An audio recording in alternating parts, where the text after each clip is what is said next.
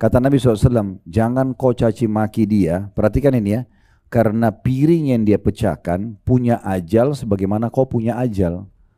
Maksudnya apa? Kalau bukan pecah di tangan pembantumu, pecah juga di waktu itu, pasti pecah. Ini faham ini baik-baik. Itu kalau berhubungan dengan masalah benda. Kalau saatnya dia rusak, saatnya dia hilang, pasti terjadi. Untuk apa marah-marah? Nggak ada manfaatnya. Coba kalau kita sangka baik dengan Allah dan kita punya ilmu. Oh, sendal saya hilang tadi, ya udah Allah mau saya ganti sendal baru. Ya mudah-mudahan itu jadi sedekah buat saya. Selesai. Kan selesai, daripada kita marah-marah, enggak kembali juga sendalnya. Kan? Nggak ada manfaatnya, gitu kan? Ini poin-poin yang harusnya kita jadikan sebagai pondasi kita dalam menghadapi masalah-masalah. Gitu.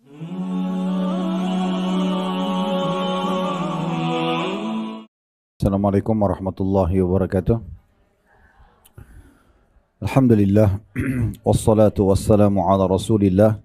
Segala puji dan puja kehadirat Allah subhanahu wa ta'ala, juga salawat dan taslim kepada Nabi besar Muhammad sallallahu alaihi wa ala alihi wa sahbihi wasallam. Masih di bab 3 dari bedah buku kita, resep mujarad insyaAllah ketika wanita mendapat musibah. Walaupun sebenarnya bahasannya global, masuk kepada semua muslim, laki-laki pun termasuk. Namun karena penulis ingin lebih menitik beratkan kaum wanita karena dominan perasaan, kadang-kadang lebih berlarut-larut dalam sebuah ujian, maka diberikan jalan keluarnya. Dan hanya bisa panduan wahyu yang memandu seseorang itu pada sesuatu yang tepat. Ya, karena memang dalam musibah itu ada saja perasaan-perasaan gundah, gelisah, ya, dan tidak tahu kapan ada jalan keluarnya. Maka tidak ada yang bisa memberikan jawaban kecuali Allah subhanahu wa ta'ala. Karena sering kami bahasakan, kalau kita ini lagi sedang ada nikmat, maka yang ciptakan kita Allah, yang ciptakan nikmat itu Allah, yang bisa pertahankan hanya Allah. Kalau kita sedang diuji, maka kalau kita sedang diuji, yang ciptakan kita Allah, yang ciptakan ujian itu Allah, dan bisa memberikan jalan keluar hanya Allah subhanahu wa ta'ala saja. Dan di bab nomor 3 ini, di halaman, kita mulai itu hari dari halaman 39 ya.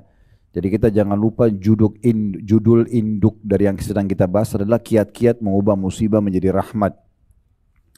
Dan kita sudah sampai di poin nomor 13 pada kesempatan yang lalu tentunya, yaitu setelah menyadari bahwa berkeluh kesah tidak akan menolak musibah, melainkan hanya akan menambah kepedihan, maka gantilah keluh kesah itu dengan zikir kepada Allah Ta'ala.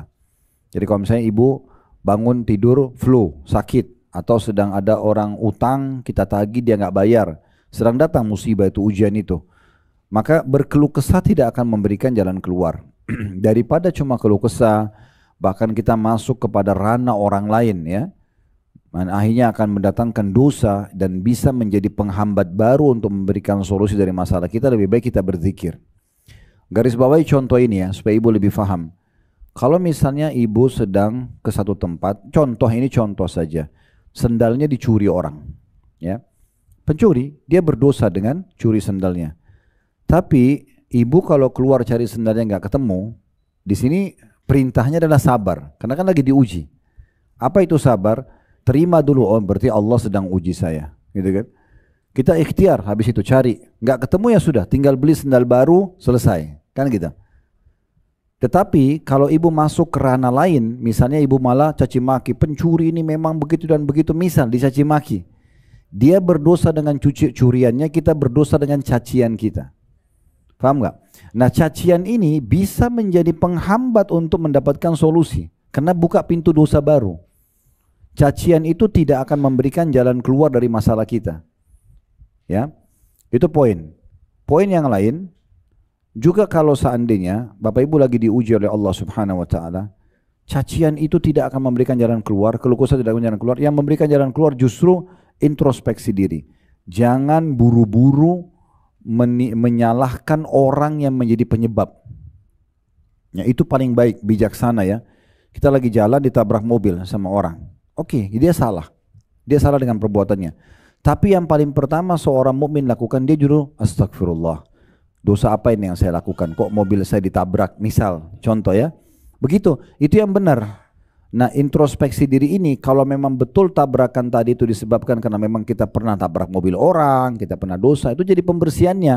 Kan gitu, itu jadi pembersihan. Jadi, Jangan buru-buru menyalahkan sebab-sebab yang ada. Tetapi kita bagaimana? Kembali dulu kepada Allah Subhanahu wa taala. Karena dasar hukumnya begini, Bu. Allah itu nggak mau kita sedih, Allah nggak mau kita susah, Allah nggak mau kita celaka, Allah mau kita bahagia, senang. Terbukti kita disuruh bahagia, kita disuruh hidup senang, kita boleh pakai baju bagus, makan yang enak, minum yang enak, biologis yang halal, pasangan suami istri, punya keturunan, apa saja boleh, tapi dengan cara yang betul gitu ya. Jadi Allah mau kita bahagia. Kapan kita terjerumus dalam satu ujian, itu kalau seandainya kita lakukan pelanggaran. Ujian itu tujuannya agar kita kembali kepada Allah. Jadi poin yang paling bijaksana adalah introspeksi diri. Jadi jangan buru-buru salahin orang, gitu kan? Coba introspeksi diri. Kemudian yang ketiga, kalau itu berhubungan dengan masalah benda, ingat semua benda di muka bumi itu punya ajal, punya batas waktu. Jangan habiskan energi marah pada benda yang sudah rusak. Contoh misalnya, pernah terjadi di masa Nabi Muhammad SAW, ada seorang sahabat baru beli piring, dipecahin oleh pembantunya. Lalu dia caci maki pembantunya ini. Akhirnya dilapor kepada Nabi, ya Rasulullah, ada seseorang pembantunya pecahin piring, tapi dia caci maki itu kayak caci makiannya itu melampaui batas gitu. Sebuah piring tapi dibalas dengan sekian banyak cacian. Lalu Nabi SAW panggil orang itu, tanya, kenapa kau caci maki pembantu? Dia bilang, ya Rasulullah, piring baru saya beli dipecahin. Kata Nabi SAW, jangan kau caci maki dia, perhatikan ini ya, karena piring yang dia pecahkan punya ajal sebagaimana kau punya ajal. Maksudnya apa? Kalau bukan pecah di tangan pembantu, pecah juga di waktu itu, pasti pecah. Ini faham ini baik-baik. Itu kalau berhubungan dengan masalah benda. Kalau saatnya dia rusak, saatnya dia hilang, pasti terjadi. Untuk apa marah-marah? Nggak ada manfaatnya. Coba kalau kita sangka baik dengan Allah dan kita punya ilmu. Oh, sendal saya hilang tadi, ya udah Allah mau saya ganti sendal baru. Ya mudah-mudahan itu jadi sedekah buat saya. Selesai. Kan selesai, daripada kita marah-marah, enggak kembali juga sendalnya. Enggak ada manfaatnya, gitu kan? Ini poin-poin yang harusnya kita jadikan sebagai pondasi kita dalam menghadapi masalah-masalah. Gitu. Jadi akhirnya jadi ringan semuanya, karena kita tahu itu adalah bahan introspeksi diri, pembersihan dosa dan seterusnya. Nah ini poin. Dan segala sesuatu kalau berhubungan dengan masalah benda pasti dia punya ajal, ya, itu ada ajalnya. Sendal putus, piring pecah, itu semua ada ajalnya. Semua sebagaimana kita punya ajal, gitu kan? Itu sudah kita jelaskan panjang lebar di poin nomor 13. Saya cuma ingatkan saja agar bagaimana kita betul-betul, ya, Bapak Ibu sekalian, fokus ke masalah, ya, solusi dari permasalahan kita dengan cara introspeksi diri. Dan daripada kita keluh kesah, lebih baik kita berzikir, berdoa, minta jalan keluar, istighfarkah, berdoa minta jalan keluarkah, seperti itu. Terus kemudian juga di situ di halaman 62, ini kita belum masuk ya, kita akan di halaman 63 ya. Di halaman 62 juga ada sebuah hadis, coba lihat di paling bawah. Ini yang saya bilang yang sampaikan yang lalu, ini solusinya. Kalau kita lagi ada masalah, ini termasuk solusi. Kalau ibu-ibu mau dapat jalan keluar cepat dari masalah yang sedang dihadapi, harus kita sering berdoa di masa kita senggang. Ya, masa sehat berdoa supaya Allah jaga kesehatan. Satu waktu kalau sakit itu cepat sekali selesai sakitnya, kan gitu. Itu yang Allah katakan, atau yang Nabi SAW katakan itu, ta'arraf ilallahi fir rakha'i ya'rifka fi syiddah. Kenalilah Allah dikala kamu senang, niscaya Dia akan mengenalmu dikala kamu susah. Jadi jangan nanti pada saat kita lagi kepepet baru berdoa. Apalagi menjadikan Allah nomor kesekian. Misalnya lagi sakit nih, seseorang sakit lalu ke dokter A, dokter B, dokter C, sibuk dari dokter ke dokter yang lain, sudah 30 dokter nggak sembuh baru sholat tahajud. Ya, baru umroh dan haji, baru tawaf. Ini keliru. Kenapa nggak dari awal sholat malamnya? Kenapa kan dari awal dia pergi umroh, tawaf, berdoa, gitu kan? Sementara Allah sudah ajarkan kita berdoa itu sebelum aktivitas, sebelum makan, sebelum tidur, sebelum pakai baju, sebelum keluar rumah. Jadi sebelum aktivitas kita berdoa agar kita melibatkan Allah Subhanahu wa taala dalam hidup kita. Nah, seperti itulah. Baik, kita masuk sekarang kiat ke-14 ya dari bab nomor 3 ini, bagaimana mengubah musibah itu menjadi, ya, rahmat dan kasih sayang Allah Subhanahu wa taala. Yaitu berserah diri kepada Allah Ta'ala dan mengikuti apa yang Allah Ta'ala ridhoi. Jadi kalau sudah terjadi, tidak ada manfaatnya berkeluh kesah, maka kita terima sebagai keputusan Allah, kemudian kita tawakal kepada Allah. Tetap ikhtiar lalu serahkan kepada Allah. Penuh keyakinan Bapak Ibu sekalian dalam hati, kalau Allah maha melihat kita, Allah maha mengetahui. Allah tahu hujan itu datang, bukan Allah tidak tahu. Cuma Allah mau kita lebih manja, lebih merengek sama dia, mohon kepadanya. Seperti itu memahaminya. Sehingga kita selalu berada di koridor ataupun di sebuah zona yang aman karena kita selalu bersama Allah yang sedang menguji kita itu. Karena kalau kita lagi diuji, yang ciptakan kita Allah, yang ciptakan ujian Allah, yang bisa memberikan jalan keluar hanya Allah, nggak ada yang lain. Coba kalau kesahkan sama Allah, Allah akan datangkan solusinya dari makhluk sebagai jawaban dari doa kita. Sakit, kita berdoa sama Allah, Allah kasih kita dokter dan resep yang cocok misalnya, gitu kan? Atau kita lagi diuji apa, Allah datangkan teman-teman yang bisa membantu kita memberikan jalan keluar atau kerabat kita. Maka ada saja ide-ide yang sampai sebagai perangkat-perangkat agar kita bisa keluar dari permasalahan kita. Baik, caranya adalah kita memahami kalau kita bertawakal kepada Allah, kalau semua yang Allah ujikan itu Allah tahu, itu poin dulu. Dan Allah akan balas dengan pahala yang berlipat yang mungkin Bapak Ibu tidak bisa dapatkan dengan ibadah secara khusus. Jadi ada pahala yang besar didapatkan justru karena sabarnya kita dalam ujian. Ya. Itu yang disebutkan dalam hadis di situ ya. Kita bacakan dulu di halaman 63 setelah poin nomor 14. Berserah diri kepada Allah Ta'ala dan mengikuti apa yang Allah Ta'ala ridhohi. Musibah dan ujian adalah kehendak Allah Ta'ala dan diridhoinya. Jadi kalau Bapak Ibu kena, itu Allah tahu. Dan Allah memang sengaja datangkan itu. Bisa sebagai teguran karena kita pernah ada kesalahan, atau pengampunan dosa kalau kita pernah punya dosa, atau justru diberikan derajat yang tinggi di surga yang tidak bisa kita jangkau dengan ibadah kita. Kayak misalnya ada satu derajat di surga, kita harus 100 tahun puasa, 100 tahun sholat, tapi kita umurnya cuma 60. Allah mau kita sampai ke situ, Allah kasih uji penyakit, harus minum obat 5 tahun, 10 tahun, cuma minum obat doang. Udah tahan lisannya, jangan keluh kesah. Kecuali pada ahlinya ngomong sama dokter iya, tapi keluh kesah nggak boleh. Ini keluh kesahkan keputusan Allah kepada kita, kepada makhluk, kita seperti keluhkan Allah sama dia. Ini Allah sakitin saya nih, ini Allah giniin saya. Seakan-akan kita sedang keluhkan Allah, ini keliru. Salah tempat, itu mendatangkan dosa baru. Lebih baik nggak usah, karena tidak ada juga manfaatnya.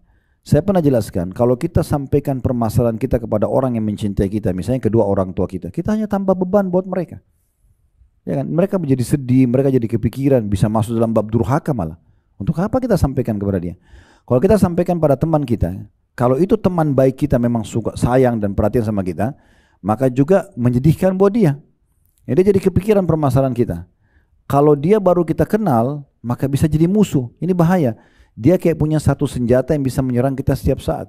Maka tidak ada manfaatnya sampaikan kepada makhluk. Saya sudah bilang, cuma kembali kepada ahlinya saja. Sakit sama dokter, itu pun konsultasi, bukan curhat.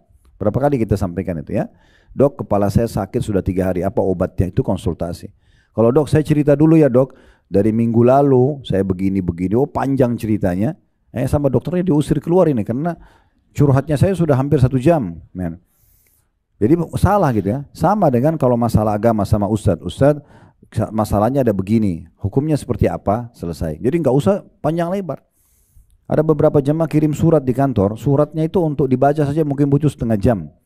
Jadi 5-6 lembar, panjang tulisannya kecil-kecil. Ujungnya kadang-kadang itu nanya, suami saya ucapin kalimat tolak secara emosi, jatuh nggak? Kenapa nggak ini aja? Kenapa harus cerita menikah dari 10 tahun yang lalu, baik-baik saja? Ini nggak diperlukan oleh ustadznya. Yang dia perlu masalah apa? Masalah yang Anda hadapi apa? Solusinya dari kami seperti ini, kan gitu aja. Nah terus gimana curhatnya Ustaz? Saya kan juga mau tuangkan hanya kepada pemilik alam semesta ini, kepada Allah. Wudu, sholat, udah cerita deh sama Allah, nggak apa-apa. Ya Allah engkau uji aku begini ya Allah, berikan kekuatan, berikan solusinya, gitu-gitu. Kita sampaikan begitu, itu yang paling tepat. Itu yang paling tepat. Baik, kita dengarkan bagaimana hadis yang disampaikan oleh baginda Nabi SAW. Dalam hadis ada footnote nomor 43 di bawah Sahihul Jami' ya. Yang disebutkan di sini adalah, maksudnya ditulis oleh Syekh Albani nomor 2110 ya. Bunyi hadisnya, kata Nabi SAW, inna idhamal jazai ma'idhamil balai wa inna allaha idha ahabba qawman ibtalahum faman radiyya falahu ridha wa man sakhita falahu sakhat ya. Artinya sesungguhnya besar kecilnya Balasan tergantung besar kecilnya ujian. Jadi orang flu dia sabar. Beda pahalanya dengan orang flu demam sabar. Ya. Beda pahalanya dengan orang flu demam rematik sabar. Beda. Makin besar ujiannya, makin besar pahalanya. Makin besar ujian, makin besar pahalanya. Jadi faham ini ya. Kalau ternyata pahala itu akan diberikan terus, gitu kan? Dan makin berat, berarti makin besar pahalanya. Seperti itu gambarannya. Lalu dikatakan, sesungguhnya kata Nabi SAW, apabila Allah mencintai satu kaum, maka dia akan menguji mereka. Bagaimana kita memahami, Bapak Ibu sekalian, ujian itu sebagai rasa cinta Allah? Ulama memberikan gambaran begini. Kalau yang pertama poinnya, kalau tidak ada ujian, dipastikan teman-teman sekarang kita akan jauh dari Allah. Misalnya semua mulus-mulus saja, nggak ada ujiannya, maka kita akan jauh dari Allah, akan lalai orang, ya kan? Kalau tiap hari kita nggak pernah lapar, nggak pernah haus, nggak pernah ngantuk, nggak pernah sakit, kita kayak nggak butuh sama Tuhan, ya nggak? Tapi kalau kita lapar, kita haus, kita sakit, kita juga diganggu orang, itu kita jadi tahu kita punya Tuhan, kita jadi kembali kepada Allah. Itu hikmah terbesar daripada ujian itu sendiri. Karena kita jadi kembali kepada Allah Subhanahu wa taala. Yang kedua, hikmah daripada ujian tersebut, kita jadi punya rem. Kita enggak terus-menerus gas dalam kehidupan ini, kan itu. Karena dengan ada ujian, kita jadi ngerem diri kita sedikit ya. Oh ternyata harus begini, oh ternyata harus begini. Sekarang kita punya perusahaan maju nih, semuanya maju, modal halal segala macam. Ada saja tuh pegawai kadang-kadang yang nakal kan. Padahal sudah bagus kita cari, mungkin CV-nya pertama bagus banget gitu kan. Tapi ternyata dia melakukan kecurangan. Sebagai rem itu sebenarnya, tetap harus hati-hati loh ya. Akan ada orang begini, jangan cuma dari penampilannya, jangan cuma ini. Nah hati-hati, jadi pelajaran, itu pengalaman hidup yang luar biasa.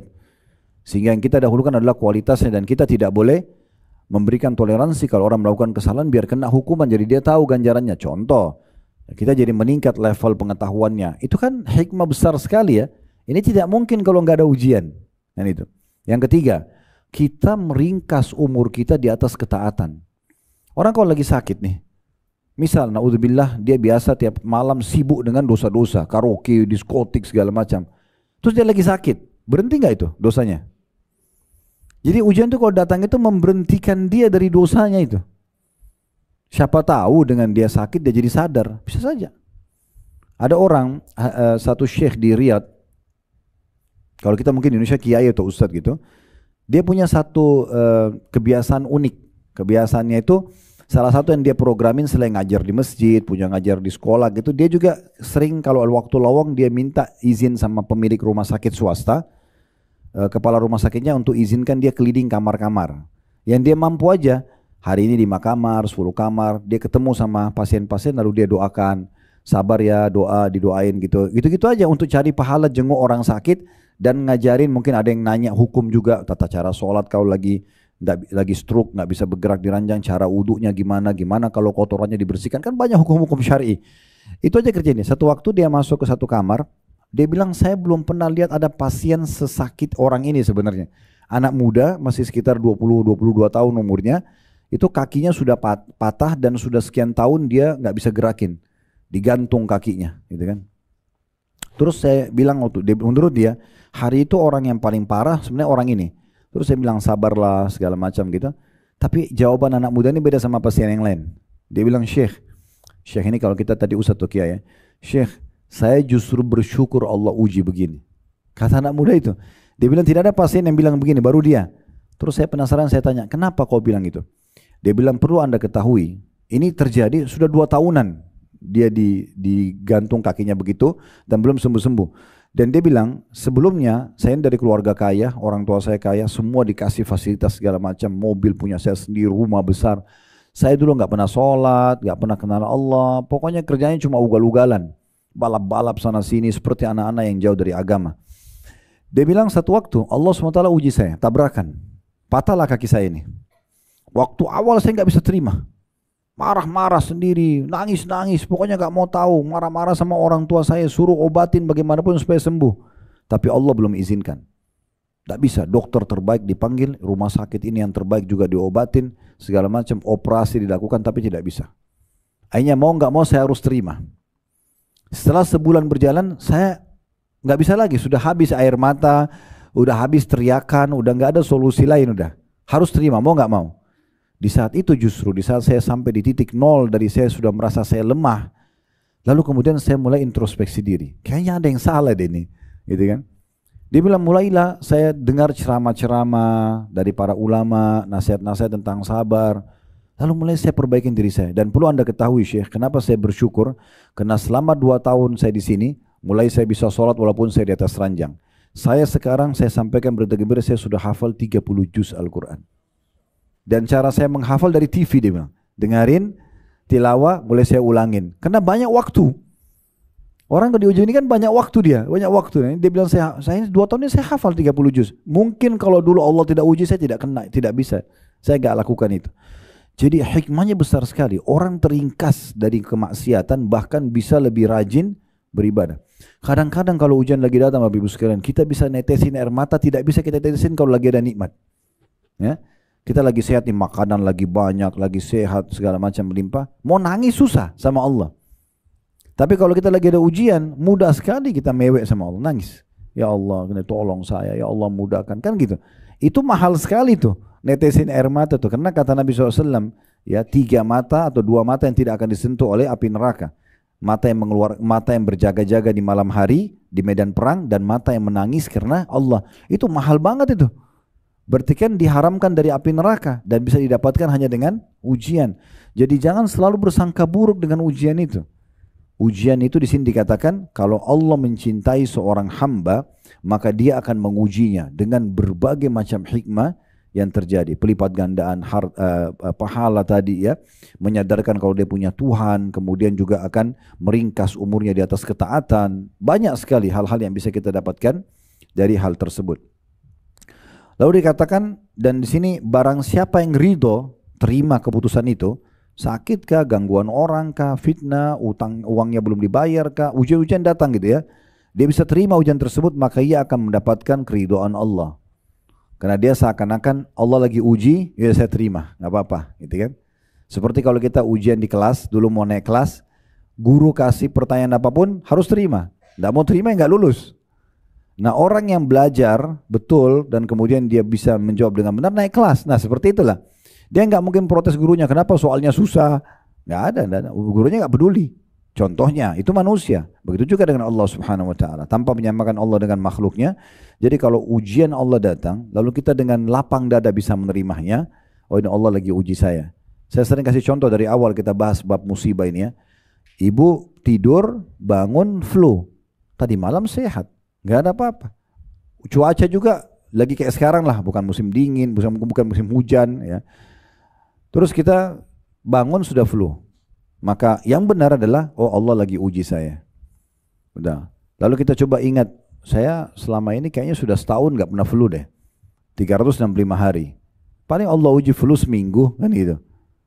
Udah oke, kita terima dulu, terima keputusan Allah. Jangan keluh kesah, apalagi keluhkan kepada makhluk. Kecuali tadi saya bilang konsultasi untuk kesembuhan dan pada ahlinya.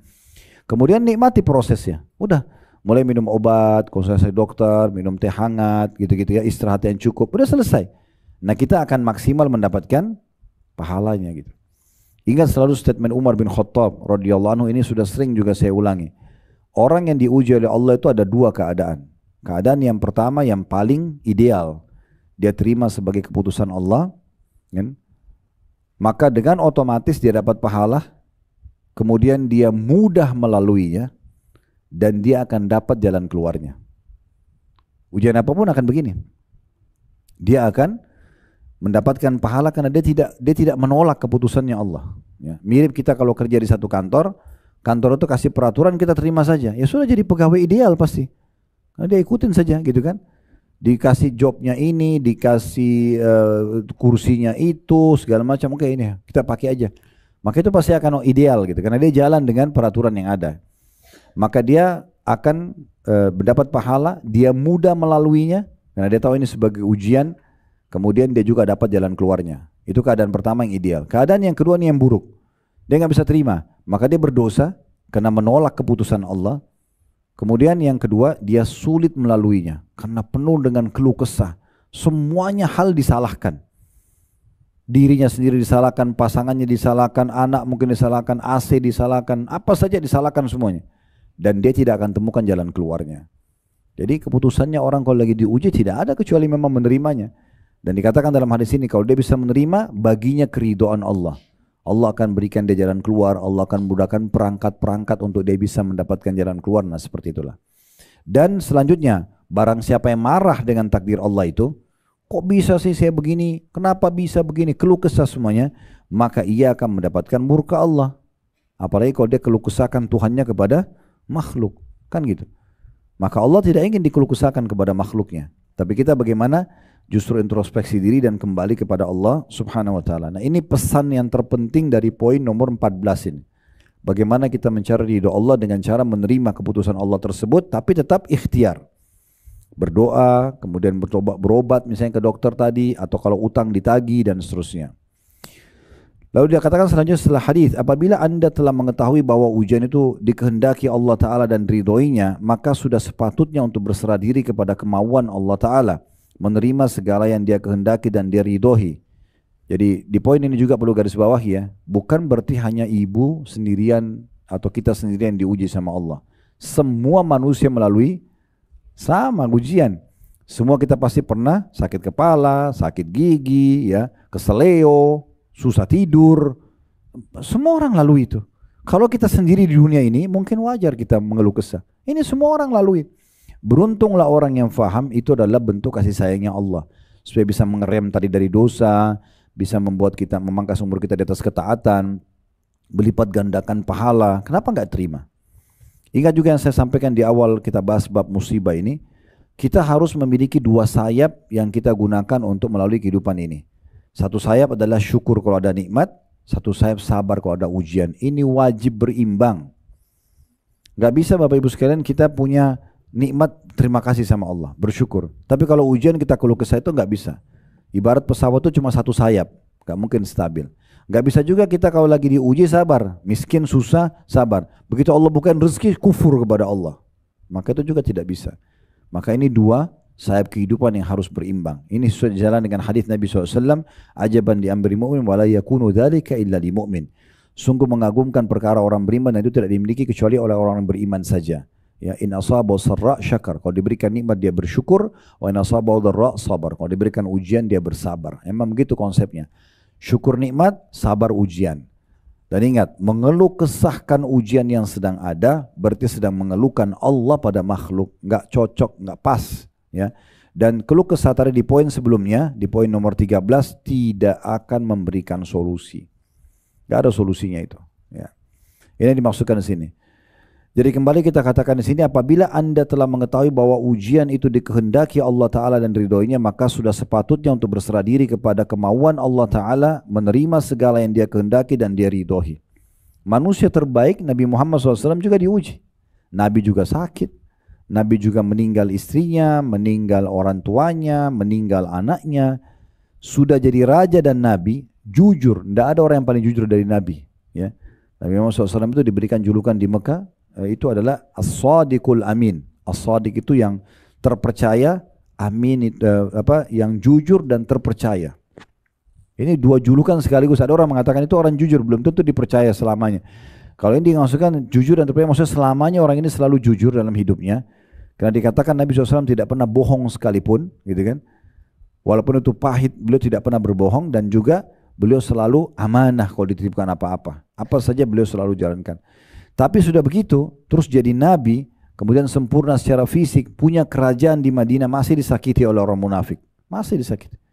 Masih dikatakan nabi itu membebankan orang, nabi itu ngarang-ngarang wahyu. Oh banyak sekali hal-hal. Tapi beliau bersabar. Beliau bersabar. Karena beliau tahu dengan ini justru menambah derajat saya di surga, menambah pahala ekstra. Tadi disebutkan hadisnya ya, sesungguhnya besarnya kadar pahala sesuai dengan besarnya kadar ujian, ya. Makin berat maka makin besar pahalanya.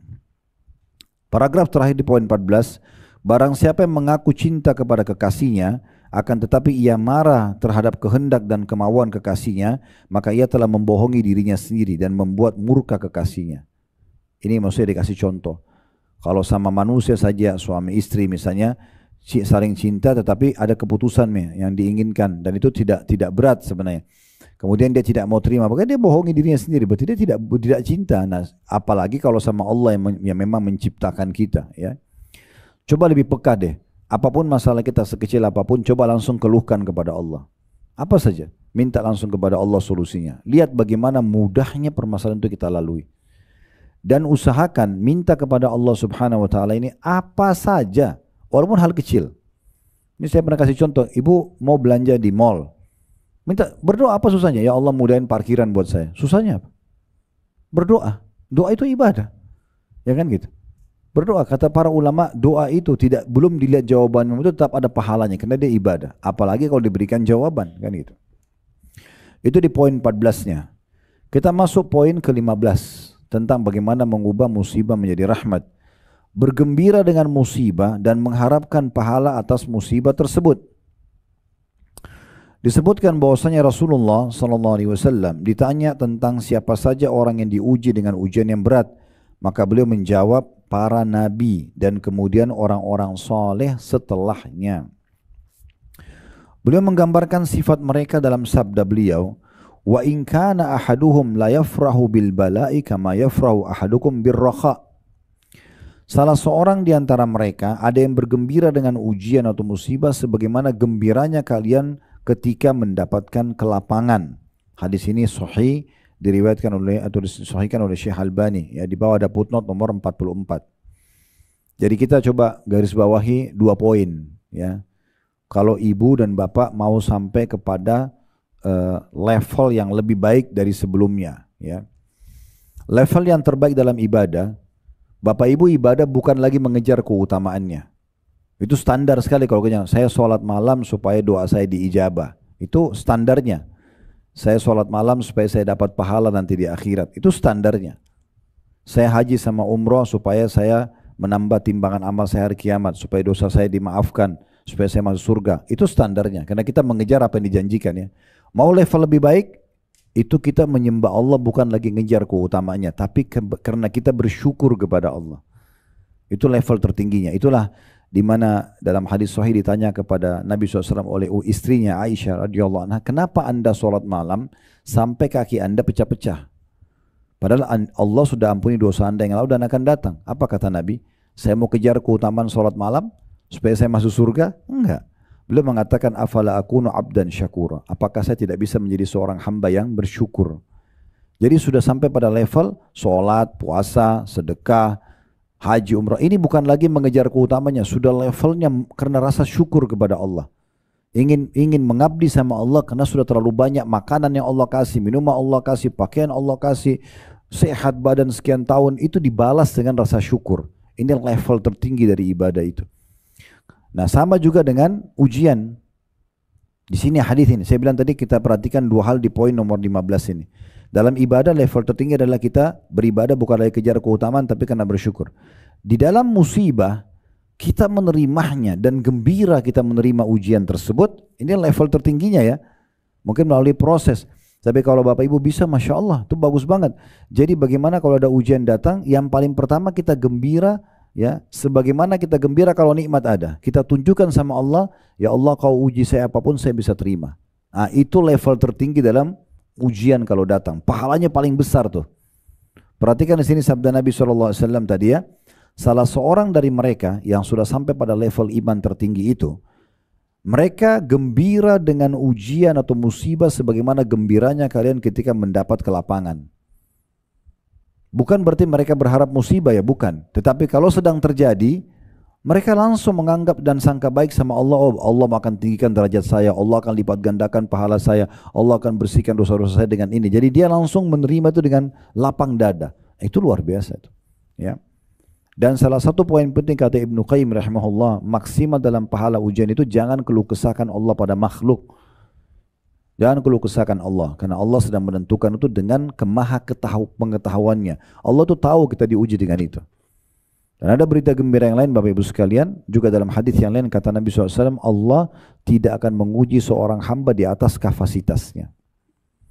Jadi kalau Bapak Ibu lagi diuji sesuatu, yakin itu Allah tahu kita mampu lalui. Makanya tidak semua orang sama ujiannya. karena Allah sesuaikan dengan kadar kemampuan dia. Ada orang itu mungkin kita sulit sekali kalau seperti dia. Udah hidupnya susah, badannya sakit sampai sekian tahun gitu kan. Harus jual gorengan sana sini, sendalnya itu aja, bajunya itu mungkin kalau kita di situ kita susah sekali. Kan gitu. Tapi ada juga orang yang diuji beda, masing-masing sesuai dengan levelnya. Ya tergantung. Tapi itu juga akan dibalas sesuai dengan kadar besar pahala dari besarnya ujian tersebut. Ya. Jadi kita diuji oleh Allah sesuai dengan kadar kemampuan kita. Tinggal kita penuh keyakinan Allah menguji kita, Allah tahu ujian tersebut dan Allah memang pastikan ini kita mampu melaluinya. Tinggal kita bagaimana bersabar dengan menerimanya. Apalagi kita lapang dada, ya Allah lagi uji saya. Toh fa inna ma'al usri yusra. Di setiap kesulitan ada kemudahan. Inna ma'al usri yusra. Diulangi lagi, pasti setelah kesulitan ada kemudahan. Jadi untuk apa kita khawatir? Toh ujian itu pasti akan berlalu. Tinggal beruntunglah orang yang bisa menerima keputusan tersebut. Ini yang dimaksudkan.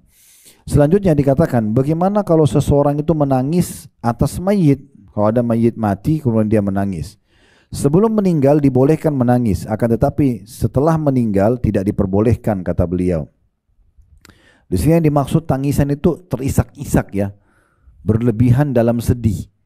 Itu nggak boleh kalau dalam kematian, ya. Tapi kalau cuma netesin air mata, merasa kehilangan tuh nggak apa-apa. Tapi kalau sampai niyaha namanya, ya, meratap, ya, sampai meratap kayak pukul badan, jambak rambutnya, gitu, terus teriak-teriak, itu nggak boleh. Ya, itu dilarang, itu bahkan bagian daripada dosa besar, ya. Nah di sini. Kalau sebelum meninggal lagi sakit, kita merasa sedih karena dia sakit, kita berharap Allah sembuhkan, kita menangis dalam doa, tidak masalah. Kalau dia meninggal pun, kita tetesin air mata hanya sebagai bentuk sedih saja biasa karena kehilangan dia, tapi tidak boleh berlebihan, itu boleh. Karena Nabi SAW pernah meneteskan air mata pada saat Ibrahim, anaknya laki-laki, meninggal dunia. Kemudian para sahabat tanya, ya Rasulullah, apakah anda juga nangis? Kata Nabi SAW, iya, ini rahmat Allah yang Allah masukkan ke dalam hati hamba-hambanya. Tapi saya tidak mengucapkan kecuali yang Tuhan atau Allah ridhoi. Makanya beliau menghadap ke jenazahnya anaknya Ibrahim sambil mengatakan, wahai Ibrahim, kami sedih berpisah denganmu. Tapi lisan kami tidak akan mengucapkan kecuali yang Tuhan kami ridho. Bagaimana caranya Ustaz? Kita kehilangan orang yang kita cintai tapi kita bisa menerima. Yakini poin ini. Orang mati itu, Bapak Ibu sekalian, tidak hilang. Cuma pindah alam justru kepada kehidupan abadi. Itulah kehidupan akhirat. Dan kita tidak bisa menuju ke surga kita, tempat abadi, dan melihat semua hasil amal kita, sholat, majelis ilmu begini, haji dan umroh, sedekah, nggak bisa kita lihat kecuali mati dulu. Baru kita lihat. Jadi mati itu bukan akhir segalanya. Terutama bagi seorang muslim, dia awal segalanya. Dia awal segalanya. Justru orang yang mati itu sudah menuju ke Tuhannya, dia sudah lihat. Makanya para sahabat itu, kalau mereka sedang sakit keras atau ada temannya lagi sakit keras, sudah mau meninggal nih, teman-teman yang lain datang lalu mengatakan berita gembira buat kamu. Kok bisa orang mau mati dibilang berita gembira? Mereka jelasin, karena sebentar lagi kau akan ketemu sama Allah, kau akan ketemu dengan Rasulullah, kau akan lihat hasil amalmu. Begitu mereka memahaminya. Jadi mereka tidak anggap mati itu akhir segalanya. Kita berpisah dengan anak, ibu misalnya melahirkan nih, punya anak bayi, kita merasa sedih, tadinya kita berharap dia tumbuh besar, toh kita akan ketemu sama dia, kan gitu. Itu keyakinan orang muslim, itu rukun iman kita. Ibu nggak boleh ragu itu. Kalau kita akan ketemu dengan dia. Dan Nabi SAW bilang tidak ada yang meninggal bayi ya, dan meninggal sudah sangat tua, nenek 120 tahun misalnya, kecuali akan dibangkitkan umur 33 tahun. Nggak ada lagi anak bayi dan tidak akhirat, nggak ada lagi orang tua. Ini keyakinan kita, rukun iman, nggak boleh ragu. Jadi untuk menghibur diri kita kalau ada orang meninggal, supaya kita tidak berlebihan, kita nggak berpisah selamanya, dia cuma pindah alam. Yang penting kita harus punya tiket yang sama, iman dan amal soleh, harus itu, sehingga sama-sama nanti menuju ke surga. Nah itu yang dimaksudkan. Jadi kita kembali tadi, boleh nggak menangis pada saat ada orang yang meninggal?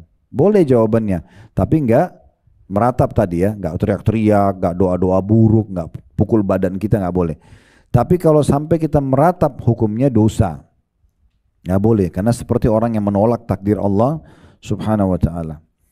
Rasulullah SAW bersabda, ada hadis itu ya, di footnote nomor 45 di bawah ya,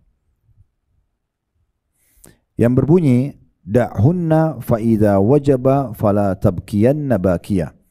Biarkan para wanita itu menangis, dan apabila telah meninggal maka tidak boleh ada seorang wanita pun yang menangis. Ini Nabi SAW bilang kepada keluarga seorang sahabat yang pada saat dia mau meninggal, istrinya, anaknya, ibunya menangis gitu, takut sedih melihat dia mau meninggal. Tapi Nabi izinkan, silakan kalau mau nangis sekarang. Tapi nanti kalau sudah meninggal nggak boleh lagi nangis, karena memang sudah Allah tentukan, takdir Allah. Jangan tidak terima. Toh kita akan ketemu. Nah itu loh. Tidak mungkin kita nanti menuju ke surga yang abadi, kehidupan yang sebenarnya, itu kecuali melalui proses kematian. Dan orang kalau faham ini Bapak Ibu sekalian, dia tidak akan pernah takut dengan mati. Makanya Bilal waktu ditanya radhiyallahu anhu, bagaimana menurut anda dengan kematian, beliau mengatakan marhaban bil maut. Selamat datang kematian. Toh habis mati saya akan menuju ke surga saya. Ketemu sama orang-orang yang memang saya cintai juga, kan gitu, selesai. Konsepnya sederhana kok.